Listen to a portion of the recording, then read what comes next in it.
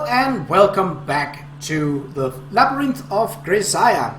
In the last episode, with some help from Machina, Yuji and Amane and Amane's mom decided to pull a surprise attack on Amane's father, who had been reluctant in meeting Yuji.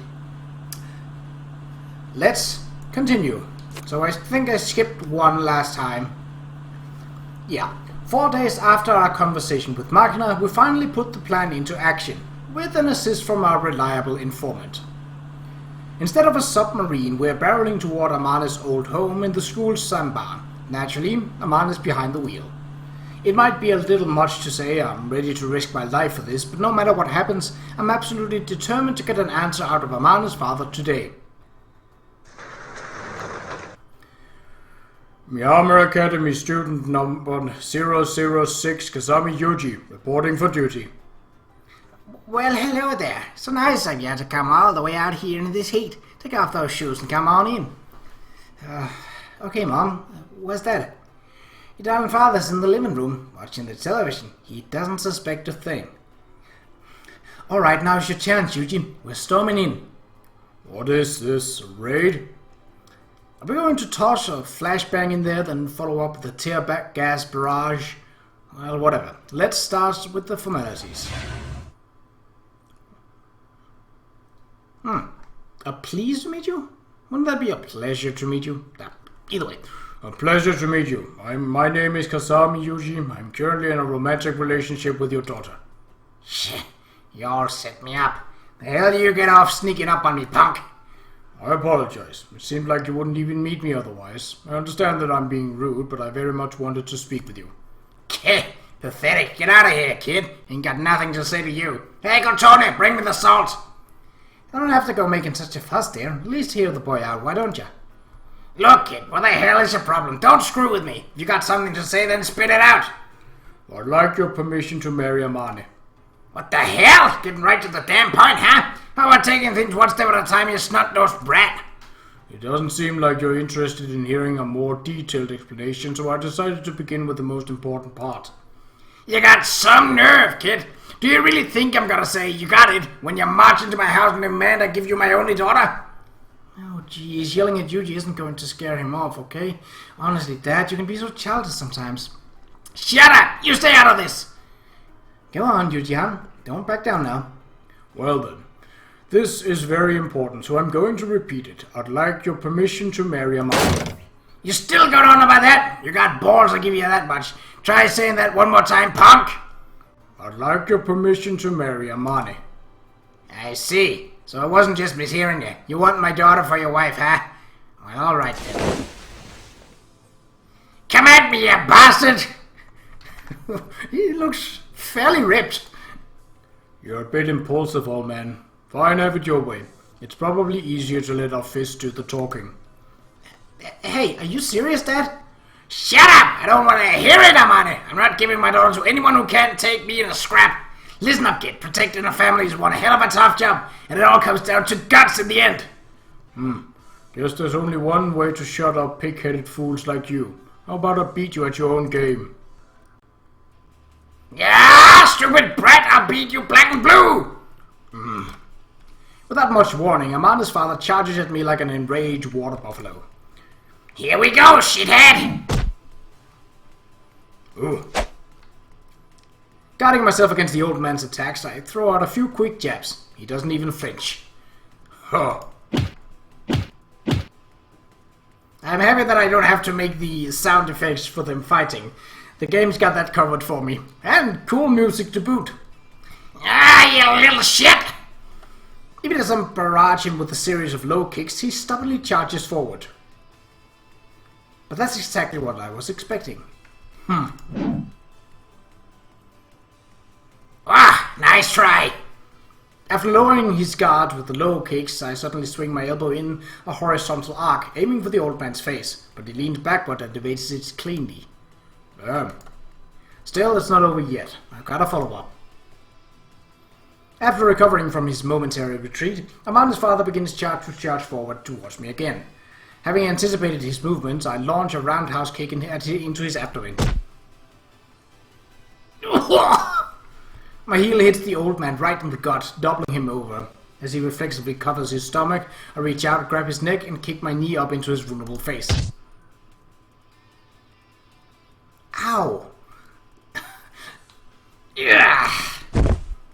Blood spewing from his nose, he finally goes down. Ah, you know Muay Thai? It's not just that, actually. My mixed martial artist incorporates elements of judo, boxing, aikido, Krav Maga, and even Taido, an offshoot of Ryukyu karate. That's what I'd like to call Kasabi's style of self-defense. Damn it, asshole! You're fighting for real, aren't you? Although I bloodied Amane's father and brought him to his knees, it isn't long before he is charging forward once again. I respond to his question with an empathetic nod. This isn't a joke or a game. I'm going to marry your daughter.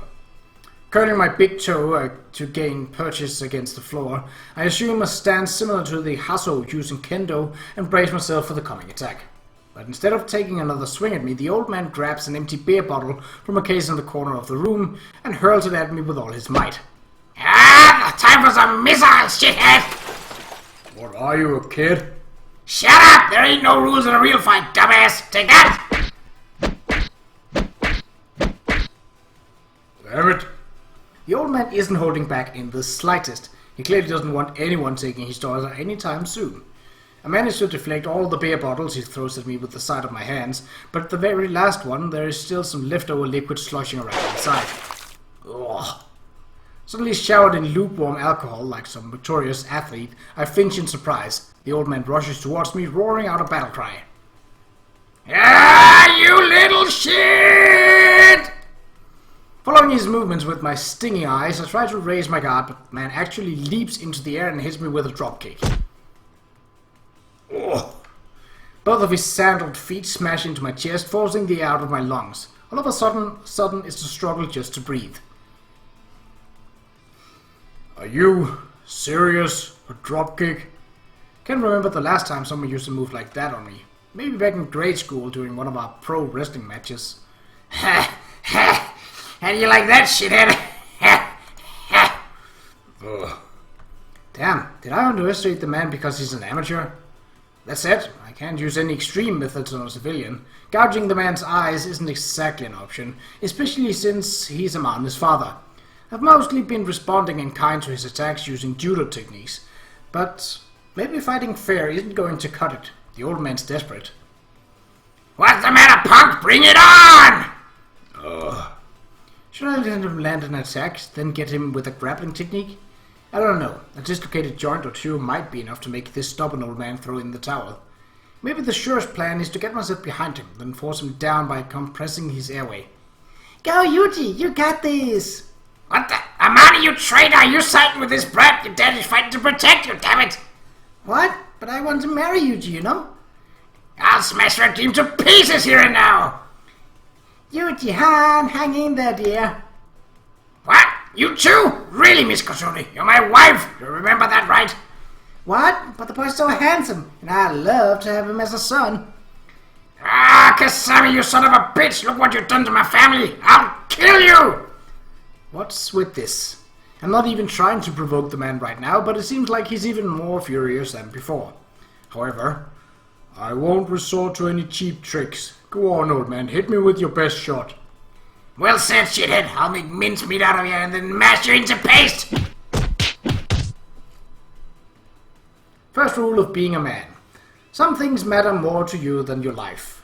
Various circumstances might rouse us to action. We protect our families from harm. We stand up for our friends when they are insulted. We take responsibility for our mistakes. The man I'm fighting right now is no exception.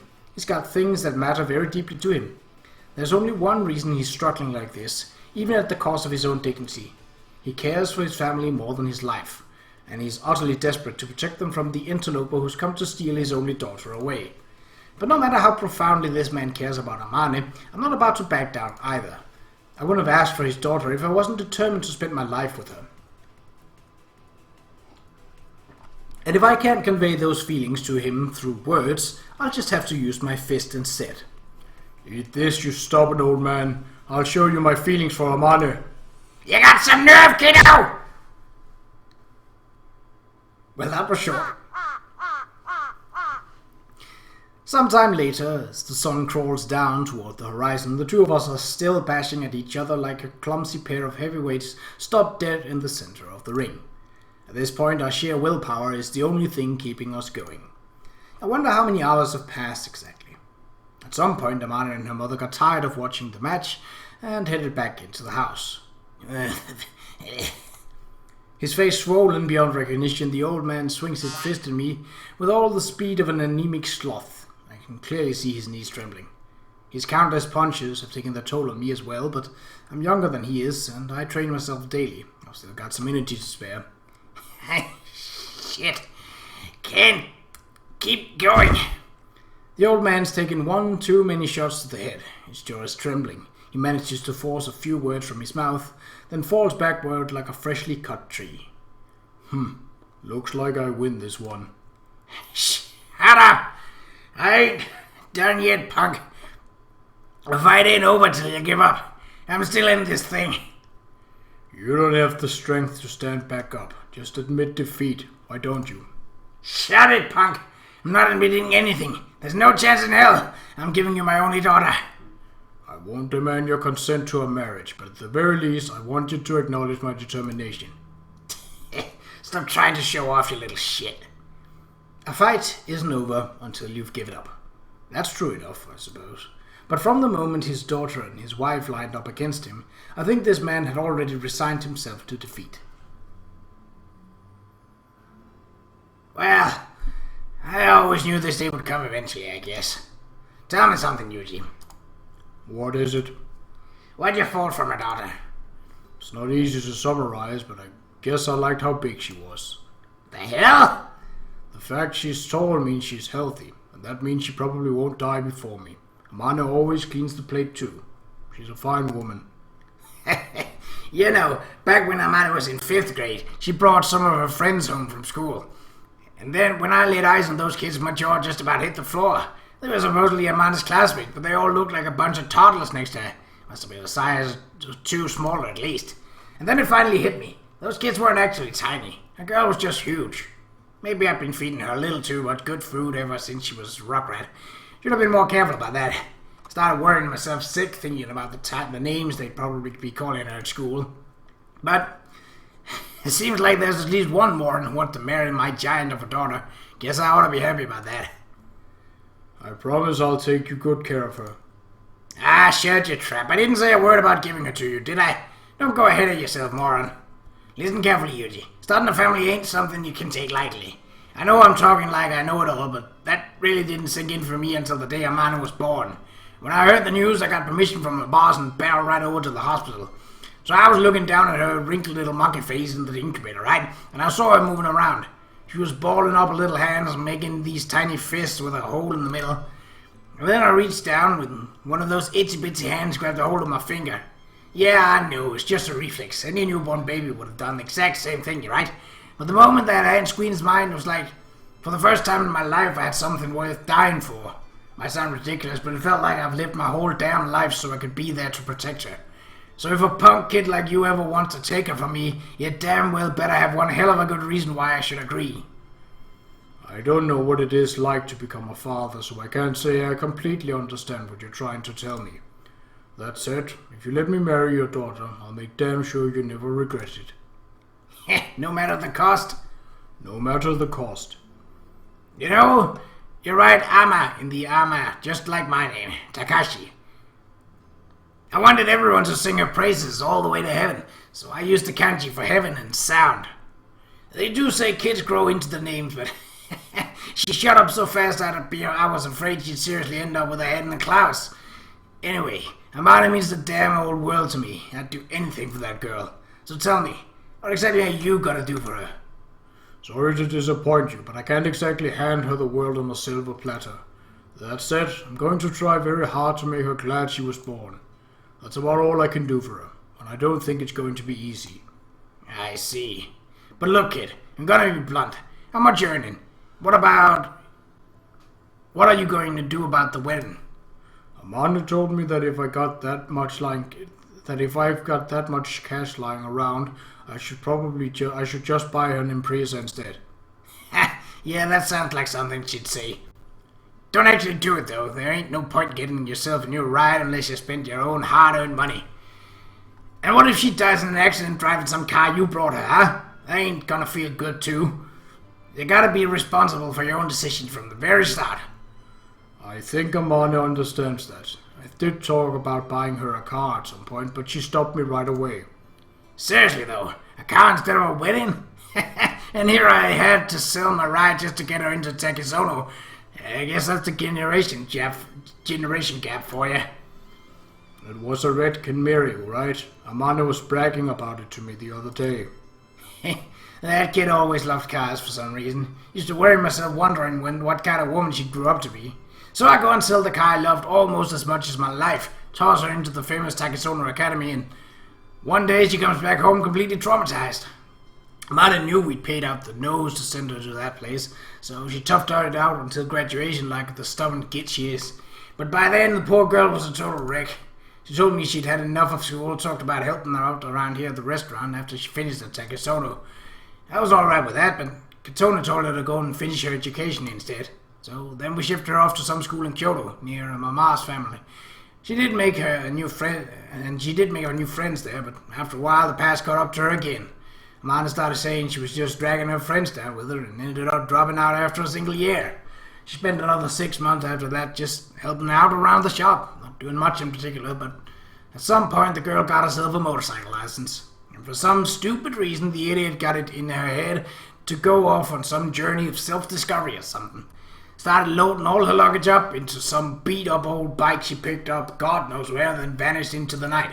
I mean, Katona and I were against the idea, of course. But you know, back then, Amane was like a fish with a hook in its mouth. So I figured she might need a change to thrash around a little. We ended up seeing her off with tears in her eyes. I don't know where Amane wanted off to, but when she came back 3 months later, she announced that she wanted to go to some school. Told us she found a place where her past wouldn't cause anyone else grief. Showed us a Miyahama Academy pamphlet. I see. So that's how Amane ended up in Miyahama.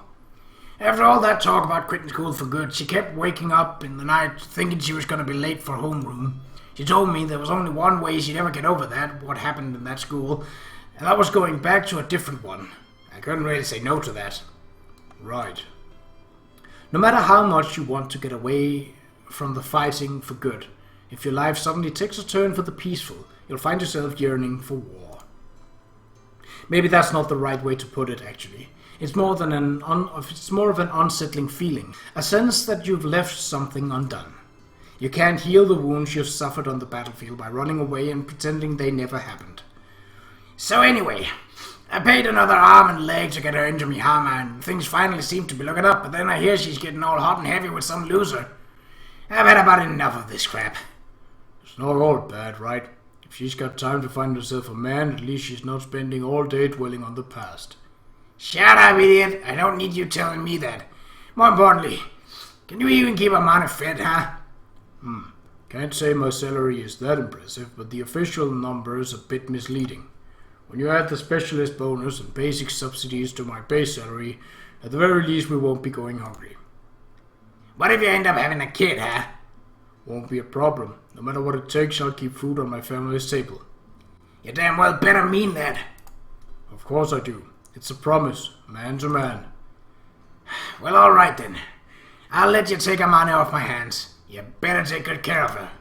Yeah, that's the plan, Dad. Ah, damn it, hearing you call me that royally pisses me off. Come over here and let me punch you one more time.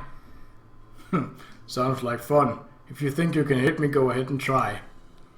Oh, come on, are you boys still at it? Dinner's almost ready. Go get yourself cleaned up.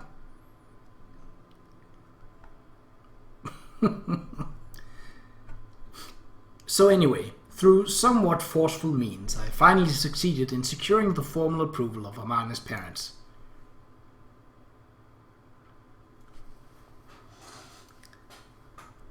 Amane! Hey, Amane!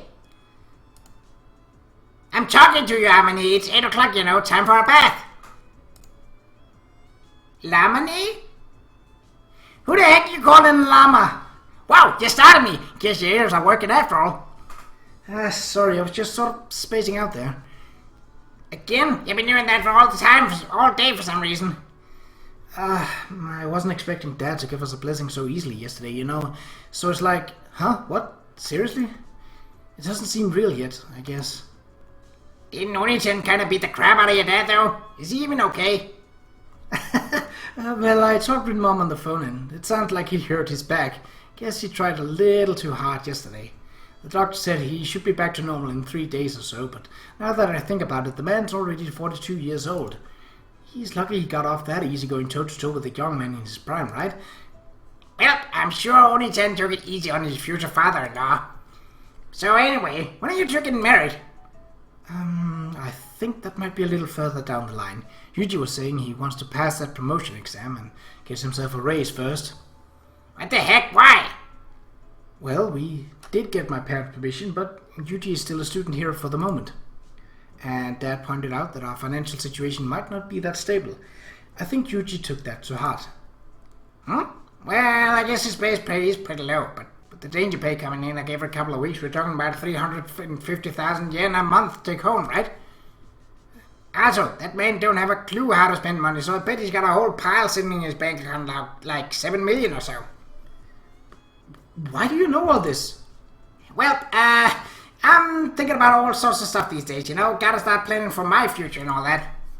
So anywho, I tried figuring out what Oni-chan was earning just as a point of reference, and those are the numbers I came up with. Wait a sec though, if he stops doing dangerous jobs, that would definitely mean a pretty hefty pay cut. Guess it might be smart to think about getting promoted instead.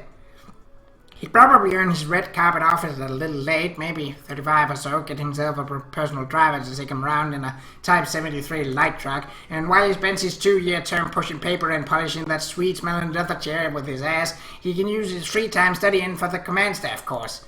At that point, his basic salary should be around 480 grand or so, and once he's a genuine member of the bureaucracy, it shouldn't be too hard to scamper even further up that ladder. Yeah, that doesn't sound too shabby. Yeah, listen up, Amane. When you take one step outside the company's door, everything changes. Nobody gives a damn about your Menko count. It's all about the number of stars in your collar. Why exactly do you know more about Yuji's job than I do? And what's Menko supposed to mean? You're not talking about those cards that kids play around with, right? Nah, it's slang for the tray you eat off in the field. When people bring it up, they're talking about the number of company meals you've eaten, like how much experience you've got. It really seems like Yuji been rubbing off on you lately. Sometimes I don't even know what you're talking about. Anyway, enough about all that. I want to take my bath already. Oh, sorry, I have to wait for Yuji to get back. Oh? What? Oni-chan still ain't home yet? Yeah, he had to go all the way out to Chiba for his exam today. Yesterday he's fighting with your dad, and today he's off in Chiba taking a test. Man never rests. Anyway, he's out there working hard for me, so when he comes home, back all worn out, I want to be around to greet him. Dang, you're one considerate woman, Amane. Well, I guess welcoming the man of the house back in the evening is kind of a tradition in my family. Mom always did it, and apparently Grandma was the same way, and I grew up watching them. Oh, so is being stubborn as a mule also a family tradition? How about the horniness, or those absurdly giant boobies? Oh, come on, that's just... wait a second. Mom's an E-cup, isn't she? And Grandma told me she used to have a pretty big rack in her day. So you're a friggin' thoroughbred.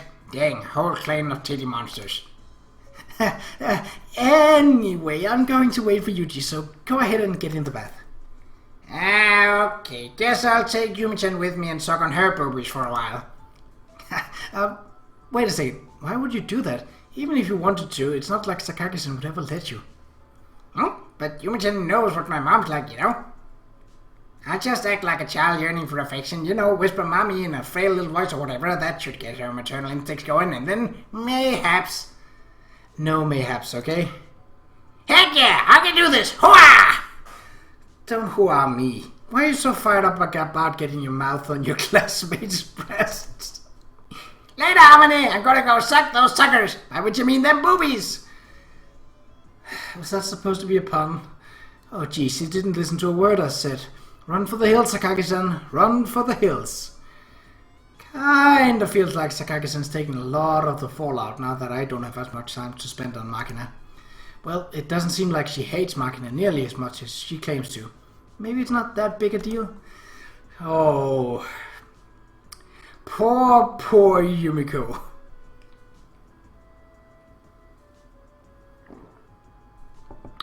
Anyway, Yuji sure is taking his time. I gotta head back to my apartment before lights out at 10. I did tell him to call if he was gonna be late, and he never got in touch, so he should be back pretty soon. Well, whatever. Maybe I can kill some time writing in my diary. I already did my entry for today, though. Guess I'll go with the usual then. Dear Kasami Kazuki, I'm well aware that it must be something of a burden on your mind to have friends as hopeless as myself. But as I informed you previously, I, your unworthy companion Sue Amane, have now found someone that I love. Although I childishly insisted that romance was something I didn't deserve, in retrospect, perhaps this outcome was fated from the start. You once told me that you would introduce me to your little brother someday. From what you told me, he was moody and timid boy whose only redeeming feature was his kindness. I knew myself to be a rather crude person, so I thought our personalities might clash. But now I'm forced to acknowledge that you were correct when you said I'd learn to like him. Okay, this is way too formal. I beg your pardon, but I believe I'm going to lapse into less polite language now. But seriously, Kazuki, when you told me I'm positive you'll like him, my reaction was basically, what makes you so sure? But once I actually met the guy, I realized he's just like his big sister. He's always got the same vaguely grumpy look in his eyes, and he's a sadistic jerk with a weirdly tsundere side. First, he ruthlessly bullies me, then hits me with that, but I don't mind that in a woman, in a soft murmur. Of course my heart skips a beat, you know. When I'm eating dinner, he says, you've got an impressive appetite. When I'm sobbing about you, he says, you look ridiculous when you cry. When I snuggle up to him, he says, get off, you're too clingy. Seriously. And of course, as I bite my lip and groan, he always follows it up the exact same way. But I don't mind that in a woman. Honestly, the guy is a total tsundere. All that said, I really do love Yuji. Of course, the fact that he's your brother does affect my perception of him, but I don't feel like I owe him because of what happened. It's nothing that negative. He's the little brother of someone I really loved, so it's only natural that I fell in love with him, or something like that. I don't know. This is kind of hard to explain. Let's put it this way. If I had met Yuji before I even knew you, I'm positive I would have fallen in love with him anyway. Yuji once asked me what I like about him. You know, the answer's pretty simple. First of all, there's his face. I love that sleepy look he's always got in his eyes. His expression's always kind of absent-minded, so when he says something sharp out of nowhere, it sends little shivers down my spine. Above all else, he's really manly. Even if the two of us got stranded on a deserted island, I'm pretty sure we'd manage to survive somehow. He's incredibly competent and clever. And you know, that's the same reason I was so attracted to you back then, Kazuki. Oh, can't forget his body odor. I think we're like perfect for each other on a physical level. Well, I guess that's how it feels to me at least. At first, I kind of figured a young guy like him would jump at the chance to have his way with a woman's body, and I'd have him wrapped around my little finger in no time, but Yuji's like the ultimate herbivore, I guess. He's weirdly nonchalant about this stuff. So, yeah, I guess I kind of turned him off a little. Or a lot. Sorry, that's not too clear, is it? Basically, it was like, mind turning the sluttiness down a notch, Amane? I think I was taking things a bit too fast for him. Maybe. I mean, Yuji is a sadistic tsundere, you know, and a really unpredictable one too. Sometimes he's really sweet to me out of nowhere, but it doesn't go too well when I'm the one making the approach. He's a lot like you in that way. So sometimes I can be just a little pushy, as in I jump on top of him or kiss him on the cheek. I mean, yeah, I know that sounds aggressive, but I don't know what else to do. I'm honestly a pretty terrible person, you know. When I see Yuji enjoying a conversation with some other girl, sometimes it ticks me off a little. So I wander over and deliberately press my breasts up against him. How do you like that? Mine are bigger than hers, right? Pretty pathetic stuff, but I really don't want them taking him away from me. At first I was okay with just playing the slutty big sister he could take advantage of whenever he wanted to, but now everyone knows I'm seriously in love with him. And since he knows how I feel, I don't want him looking at anyone else the way he looks at me. Is that just selfish of me? Oh, right, one other thing. I might be marrying Yuji. In fact, I'm pretty sure I will be. Yesterday we went to my parents' house and he met my dad. The two of them got into a bit of a slugging match about the whole marriage thing, but in the end we did manage to get Dad's blessing. It seems like he's a little worried about Yuji's future prospects, or his income, to be more blunt. I think my grandma once told me, "You marry a man's future, not the man himself." But that seems way too cynical of me. Don't think it's my favorite saying. To be perfectly honest, I'm not that worried about the future. Yuji seems determined to support me with clean cash earned from less dangerous jobs, but at the end of the day, money is money. Except in some very particular cases, it's worth exactly the number on the front says it is. Nothing more, nothing less. Also, I could always start working myself if the need arises, although Yuji isn't too crazy about the idea. I guess he has his pride as a man, and if possible, I do want to respect that. Today he's off taking another exam to get himself a more stable job, all for my sake. I don't know why he's trying so hard for a woman like me. I mean, I abandoned you, Kazuki. I'm a coward who left his sisters to die. The idea of marrying him makes me happy, but when I remember that, it's hard not to hesitate. I've asked Yuji why he's forgiven me for what I did, and he always just says, "Because I love you," or "Who said I forgave you? You're my slave for life." Nice of him to pander to my masochist side, but it doesn't feel like a real answer. When I called up a school friend of mine from Kyoto and asked for her opinion, she told me that it was creepy that Yuji had forgiven me so quickly. No matter what the circumstances, I'd been involved in the death of a family member. It's hard to believe he would accept that so easily. When she put it that way, it sounded pretty convincing. It really does feel like Yuji forgave me too easily. Apparently this single biggest reason Dad was avoiding him. To be honest, I'm a little conflicted. Tell me, Kazuki, what should I do? And I think we shall see how things fare in the next episode.